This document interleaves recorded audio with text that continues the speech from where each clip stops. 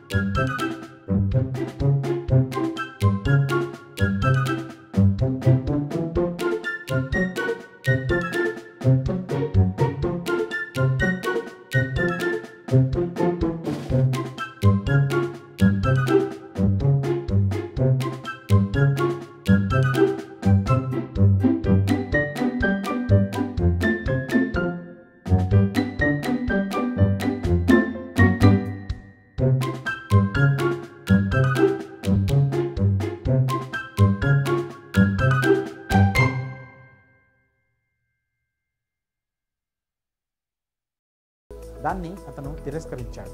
ఇంకా Nathan career విషయానికి వస్తే 2001 జనవరి 11న వెస్టిండీస్తో జరిగిన వన్డే మ్యాచ్తో అంతర్జాతీయ క్రికెట్లోకి ఎంట్రీ ఇచ్చాడు. 2003లో ఇండియాతో బ్రిస్బెన్లో జరిగిన టెస్ట్ మ్యాచ్తో సాంప్రదాయ క్రికెట్లోకి అడుగుపెట్టాడు.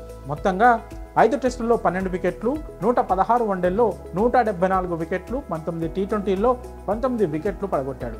ఎంతో మంచి కెరీర్ ఉన్నా ఇప్పుడు కేవలం ఒక అకౌంటెంట్గా మిగిలిపోయాడు.